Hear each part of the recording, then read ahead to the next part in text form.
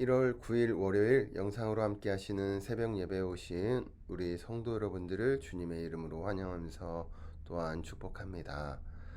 오늘 함께 하실 말씀은 민수기 5장 11절부터 31절까지 말씀입니다. 그 중에서 15절 말씀을 함께 읽도록 하겠습니다.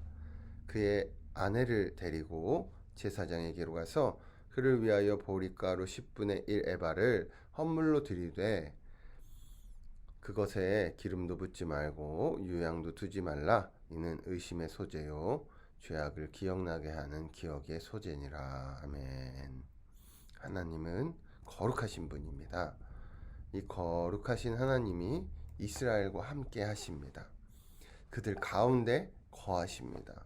그렇기 때문에 이스라엘의 부정은 용납되지 않습니다. 하나님은 이미 내가 거룩하니 너희도 거룩하라 말씀하셨습니다. 하나님의 백성은 거룩해야 하는 것이죠. 그래야 하나님의 백성이 될 수 있습니다. 그래야 하나님의 백성으로 인정받을 수 있습니다. 하나님의 백성으로 증거될 수 있습니다. 거룩이 하나님을 나타냅니다.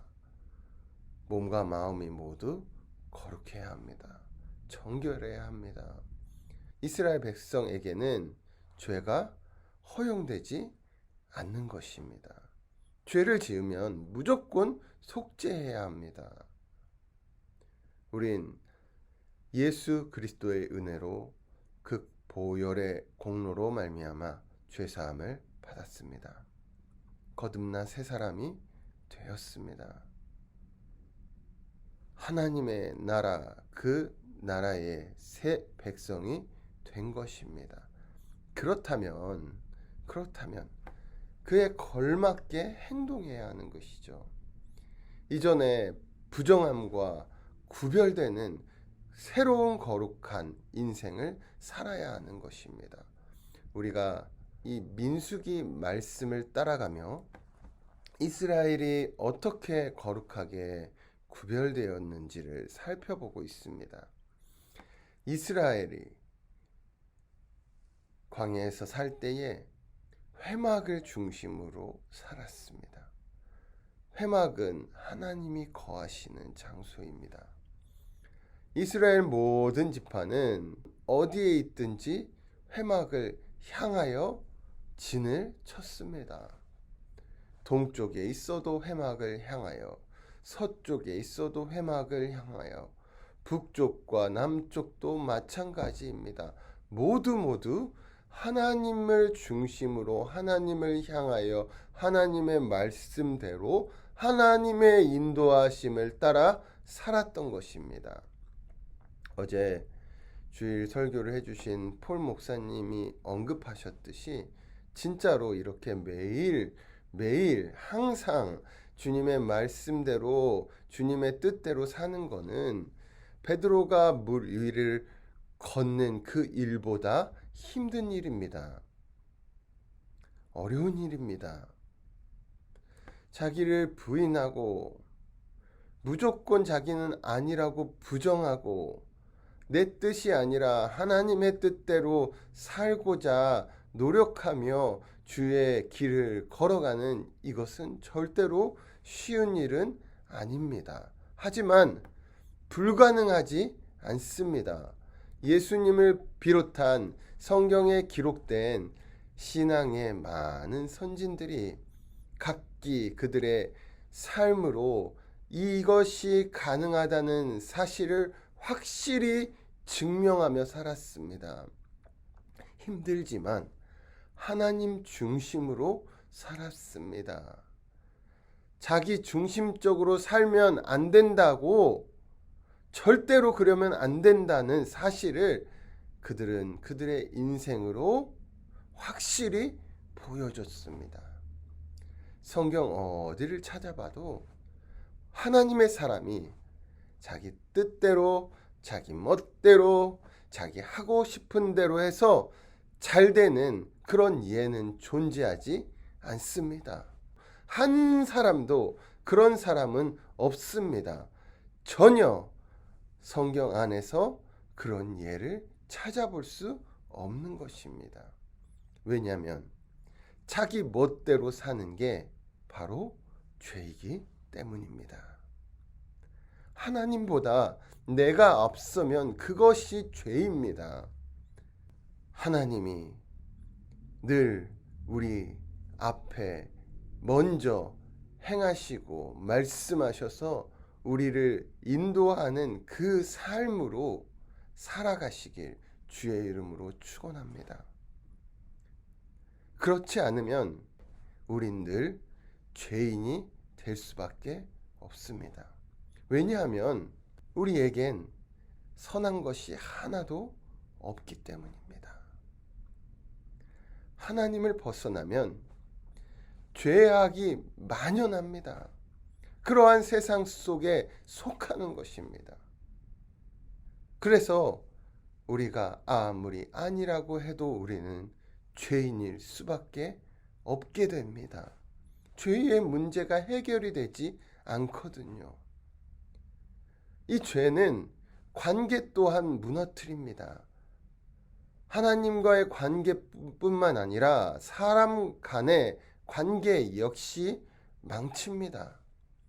부정은 그냥 한 개인의 문제로 끝나지 않습니다. 종교, 제의적 문제가 되기도 하고 사회적 문제가 되기도 하고 영적인 문제가 되어서 모든 관계를 어그러뜨립니다. 그러므로 거룩하신 하나님이 우리와 함께 하시기에 우리 안의 모든 부정을 제거해야만 하는 것입니다. 특별히 인간관계에서 가장 기본이 되는 부부관계 또한 부정하면 당연히 깨집니다.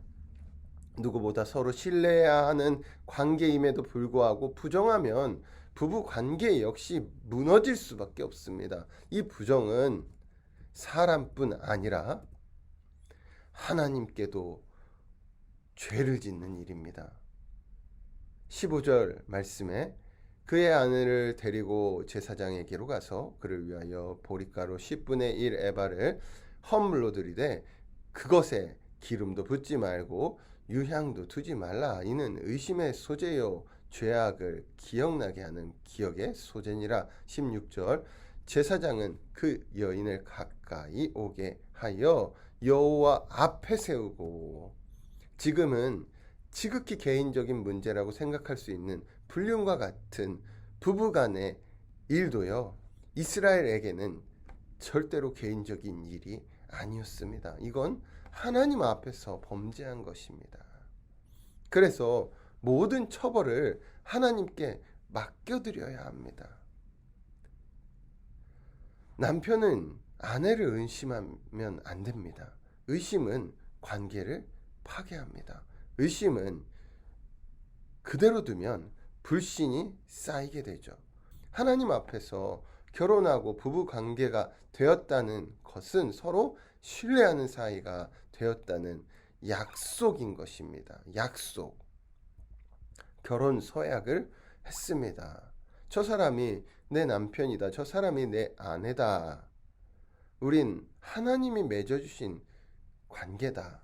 하나님 앞에서 우린 약속했다. 이 사실을 분명히 기억하셔야 합니다. 그래야만 우리의 관계가 하나님 안에서 건강하게 맺어 유지해 갈 수 있습니다. 우리가 어떤 관계인지, 우리가 누구에 의해서 관계되었는지를 기억해야 합니다. 이렇게 기억의 소재를 드리는 것이죠. 거룩하신 하나님을 기억하고 약속하신 그 언약의 하나님을 기억해야 합니다. 꼭 하나님 중심으로 구약과 신약 모든 약속을 따라 살아가셔야만 합니다. 마지막으로 24절 말씀을 읽겠습니다. 여인에게 그 저주가 되게 하는 쓴물을 마시게 할지니 그 저주가 되게 하는 물이 그의 속에 들어가서 쓰리라. 쓴물은 내가 지은 죄가 얼마나 무서운 것인지 기억나게 합니다. 죄의 싹은 사망이라는 사실을 분명하게 합니다. 이 또한 불완전한 죄인인 우리 자신에 대한 자기 부인과 하나님의 완전하심을 잘 녹아내어 보여주는 것입니다. 쓴물을 마시면서 우리는 이러한 사실을 기억하며 나아가는 것이죠. 오늘 우리가 부정하면 그 저주가 다시 쓴물이 되어 반드시 우리를 죽음으로 몰아갈 것입니다. 반대로 우리가 그렇지 않으면 그 물은 오히려 우리에게 축복으로 돌아올 것입니다. 우리가 세상을 살면서 억울한 일이 있죠. 하지만 우리 주님께서 그 모든 일을 알고 계십니다. 그러므로 주님 앞에 억울함은 없습니다.